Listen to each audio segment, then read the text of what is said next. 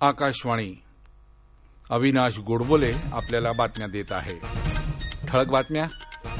पंतप्रधानांच्या अध्यक्षतेखाली आज जागतिक गुंतवणूकदार गोलमेज परिषद. बिहार विधानसभा निवडणुकीच्या तिसऱ्या आणि अखेरच्या टप्प्यातील प्रचार आज संध्याकाळी संपणार. देशातील कोविड रुग्ण बरे होण्याचा दर आता 92.20% आणि जागतिक वातावरणाच्या बदलांबाबतच्या सर्व निकषांवर भारताची कामगिरी चांगली असल्याचा केंद्रीय मंत्री प्रकाश जावडेकर यांचं प्रतिपादन. आता सविस्तर बातम्या. पंतप्रधान नरेंद्र मोदी यांच्या अध्यक्षतेखाली आज संध्याकाळी दूरदृश्य प्रणालीच्या माध्यमातून जागतिक गुंतवणूकदार गोलमेज परिषद होणार आहे. केंद्रीय अर्थ मंत्रालय तसंच राष्ट्रीय गुंतवणूक आणि पायाभूत सुविधा निधी यांनी संयुक्तपणे या परिषदेचं आयोजन केलं आहे. जागतिक गुंतवणूकदार, भारतीय उद्योगपती आणि सरकारमधील सर्वोच्च नेतृत्व यांच्यात या परिषदेत थेट चर्चा होते. आज होणाऱ्या कार्यक्रमाला केंद्रीय अर्थमंत्री, केंद्रीय अर्थ राज्यमंत्री, रिझर्व्ह बँकेचे गव्हर्नर आणि इतर वरिष्ठ अधिकारी उपस्थित असतील. America, Europe, Canada, Korea, Japan, Australia आणि सिंगापूर या देशांमधील गुंतवणूकदार या परिषदेत सहभागी होणार आहेत. यातील काही गुंतवणूकदार भारताबरोबर प्रथमच व्यवहार करणार आहेत. अमेरिकेच्या अध्यक्षपदासाठी झालेल्या निवडणुकीतील मतमोजणी सुरू असून संपूर्ण जगाचं लक्ष त्यातील प्राथमिक निकालाकडे लागलं आहे. पेनसिल्व्हानिया, उत्तर कॅरोलिना, एरोलिना, जॉर्जिया या राज्यांमधील प्रक्रिया पूर्णत्वाकडे आली आहे. डेमोक्रॅटिक पक्षाचे उमेदवार जो बायडन 253 जागांवर आघाडीवर आहेत, तर सध्याचे राष्ट्राध्यक्ष डोनाल्ड ट्रम्प हे 213 जागांवर आघाडीवर आहेत. विजयासाठी उमेदवाराला 270 जागांची गरज आहे. ट्रम्प यांनी मतमोजणी थांबवण्याची मागणी करताना कालच विजयाचा दावा केला होता. बायडन यांनी मात्र विजयाबद्दल विश्वास व्यक्त करतानाच मतमोजणी संपेपर्यंत वाट पाहण्याचा सल्ला आपल्या समर्थकांना दिला आहे. बिहार विधानसभा निवडणुकीच्या तिसऱ्या आणि अखेरच्या टप्प्यातील प्रचार आज संध्याकाळी संपत आहे. या टप्प्यात 15 जिल्ह्यातील 78 मतदारसंघांमध्ये मतदान होईल. हे मतदारसंघ किशनगंज, कटिहार, मधेपुरा, सुपोल आदी जिल्ह्यांमधील आहेत. या मतदारसंघांमध्ये 7 नोव्हेंबरला मतदान होत आहे. याचवेळी वाल्मिकीनगर लोकसभा मतदारसंघाच्या पोटनिवडणुकीचंही तिथं मतदान होत आहे. देशातील कोविड रुग्ण बरे होण्याचा दर आता 92.20% इतका झाला आहे. कोविडचे आतापर्यंत 77 लाखाहून अधिक रुग्ण बरे झाले आहेत. केंद्रीय आरोग्य मंत्रालयानं आज सकाळी दिलेल्या माहितीनुसार गेल्या 24 तासात 55,000हून अधिक रुग्ण बरे होऊन घरी गेले. तथापि गेल्या 24 तासात कोविडचे सुमारे 50,000 नवीन रुग्ण आढळून आले आहेत. सध्या देशाच्या विविध भागात कोविडचे एकूण 5,27,000 रुग्ण उपचार घेत आहेत. कोविडचा वाढता संसर्ग लक्षात घेऊन स्वित्झर्लंड सरकारनं 2,500 सैनिकांना कोरोना विरोधातील लढाईसाठी तैनात केलं आहे. हे सैनिक देशाच्या वेगवेगळ्या भागात आरोग्य कर्मचाऱ्यांना मदत करणार आहेत. कोविड रुग्णांची प्राथमिक देखभाल, संशयित रुग्णांची ओळख आणि चाचण्या करण्यासाठी रुग्णालयांना सहकार्य करण्याचं काम हे सैनिक करणार आहेत. हा कार्यक्रम पुढील वर्षाच्या 31 मार्चपर्यंत राबवण्यात येणार आहे. स्वित्झर्लंडमध्ये आतापर्यंत कोविड-19च्या 1,92,000 रुग्णांची नोंद झाली असून त्यापैकी 87,000 बाधित रुग्ण बरे झाले आहेत. हे राष्ट्रीय बातमीपत्र आपण आकाशवाणीच्या पुणे केंद्रावरून ऐकत आहात. या बातम्या आपण न्यूज ऑन एआयआर या ॲपवर देखील ऐकू शकता.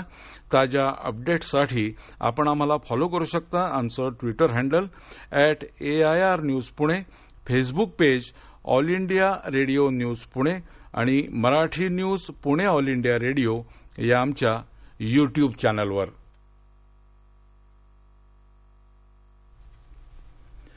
भारतानं जागतिक वातावरण बदलांच्या संबंधातील सर्व निकषांवर चांगली कामगिरी केली आहे असं प्रतिपादन केंद्रीय पर्यावरण मंत्री प्रकाश जावडेकर यांनी केलं आहे. आज आयोजित करण्यात आलेल्या वातावरण बदलाच्या संबंधातील इंडिया सीईओ फोरमच्या बैठकीत ते बोलत होते. ते म्हणाले की सौर ऊर्जेच्या वापराबाबत भारत कटिबद्ध आहे. सन 2100 सालापर्यंत तापमान 2 अंश सेल्सिअसनं कमी करण्याचं भारताचं उद्दिष्ट आम्ही साध्य करू शकतो असा विश्वासही त्यांनी व्यक्त केला. महाराष्ट्र हे चित्रपट निर्मितीचं आणि करमणुकीचं केंद्र व्हावं यासाठी राज्य सरकारच्या चित्रपट रंगभूमी आणि सांस्कृतिक सहकार्य संस्थेनं आजपासून 3 दिवसांच्या चर्चासत्राचं आयोजन केलं आहे. राज्याचे सांस्कृतिक मंत्री अमित देशमुख यांच्या हस्ते दूरदृश्य प्रणालीच्या माध्यमातून त्याचं उद्घाटन होणार आहे. जाहिरात क्षेत्र, चित्रपट निर्मिती, तंत्रज्ञानातील नाविन्य आणि पर्यटन विकासाला चालना मिळावी या उद्देशानं या चर्चासत्राचं आयोजन केलं असल्याचं देशमुख म्हणाले. www.filmcitymumbai.org या संकेतस्थळावर जाऊन या चर्चासत्रात सहभागी होता येईल. केंद्रीय माहिती आणि प्रसारण मंत्री प्रकाश जावडेकर आणि मुख्यमंत्री उद्धव ठाकरे या कार्यक्रमाला उपस्थित राहणार आहेत. चीन सीमेवर सुरू असलेल्या तणावाच्या पार्श्वभूमीवर मध्य प्रदेश सरकारनं चीनी फटाक्याच्या वापरावर बंदी घातली आहे. या फटाक्याच्या विक्री, वाहतूक आणि साठवणुकीवरही हा बंदी आदेश लागू असणार आहे. या बंदीचं उल्लंघन केल्यास 2 वर्षाच्या कारावासाची शिक्षा होऊ शकते. काल भोपाळमध्ये झालेल्या एका उच्चस्तरीय बैठकीत हा निर्णय घेण्यात आला. प्रसार भारतीनं काल भास्कराचार्य राष्ट्रीय संस्थेसोबत एक सामंजस्य करार केला. या अंतर्गत 51 डीटीएच शैक्षणिक टीव्ही चॅनल्स, दूरदर्शनची सह चॅनल्स म्हणून सर्व डीडी फ्री डिश प्रेक्षकांना उपलब्ध करतील. ग्रामीण तसंच सर्व दूर भागांसह प्रत्येक कुटुंबासाठी दर्जेदार शैक्षणिक कार्यक्रम उपलब्ध करून देण्याचा यामागे उद्देश आहे. या सेवा सर्व प्रेक्षकांना अहोरात्र मोफत उपलब्ध राहतील. उत्तर मुंबईतल्या दिव्यांग व्यक्तींसाठी सामग्रीचं मोफत वितरण करणाऱ्या केंद्राचं आज केंद्रीय सामाजिक न्यायमंत्री थावरचंद गेहलोत यांच्या हस्ते दूरदृश्य प्रणालीच्या माध्यमातून उद्घाटन होणार आहे. या केंद्राद्वारे 88 लाख रुपयांच्या 1740 वस्तूंचं टप्प्याटप्प्यानं वाटप केलं जाणार आहे. कोरोना संसर्गाची परिस्थिती असल्यानं आरोग्य सुरक्षेच्या नियमांचं तिथं काटेकोर पालन केलं जाणार आहे. महाराष्ट्रातील शालेय विद्यार्थ्यांना ऑनलाईन शिक्षणातूनही दिवाळीची सुट्टी मिळणार आहे अशी माहिती शालेय शिक्षण मंत्री वर्षा गायकवाड यांनी माध्यम प्रतिनिधींसोबत अनौपचारिक चर्चा करताना काल दिली. 11वी प्रवेशासंदर्भात मुख्यमंत्री, महाधिवक्ता आणि संबंधित यंत्रणेशी चर्चा करून लवकरच प्रवेशाचा मार्ग मोकळा केला जाईल असं त्या म्हणाल्या. आसाममध्ये सरकारी शाळांमध्ये शिकणाऱ्या विद्यार्थ्यांसाठी शिक्षण विभागानं टोल फ्री शैक्षणिक हेल्पलाईन सुरू केली आहे. ही हेल्पलाईन 6वी ते 10वीच्या विद्यार्थ्यांना त्यांच्या अभ्यासक्रमाबद्दल तसंच मानसिक सामाजिक अडचणीत मदत करण्यासाठी असल्याचं विभागाचे प्रधान सचिव बी कल्याण चक्रवर्ती यांनी सांगितलं. ही सुविधा नंतर इतर विद्यार्थ्यांसाठीही पुरवण्यात येणार आहे. या हेल्पलाईनच्या माध्यमातून विद्यार्थ्यांना अभ्यासक्रमासंदर्भातील प्रश्न सोडवण्यासाठी त्या विषयातील तज्ज्ञ मार्गदर्शन करतील. तसंच विद्यार्थ्यांचे मानसिक स्वास्थ्य टिकवण्यासाठी आणि इतर सामाजिक गोष्टींबद्दल समुपदेशन करण्याचे कामही त्या ठिकाणी होणार आहे. बांगलादेश आणि अमेरिकेच्या नौदलानं संयुक्त सरावाला कालपासून सुरुवात केली. 2 देशांमधील संबंध दृढ करण्याबरोबरच सागरी सुरक्षेबाबत जागृती निर्माण करणं हा यामागील उद्दिष्ट असल्याचं ढाक्यातल्या अमेरिकी दूतावासानं म्हटलं आहे. हिंद प्रशांत सागर क्षेत्रात मुक्त संचारासाठी मित्र देशांबरोबर सहकार्य करण्यास अमेरिका कटिबद्ध असल्याचंही या निवेदनात नमूद करण्यात आलं आहे.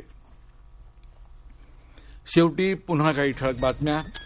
पंतप्रधानांच्या अध्यक्षतेखाली आज जागतिक गुंतवणूकदार गोलमेज परिषद.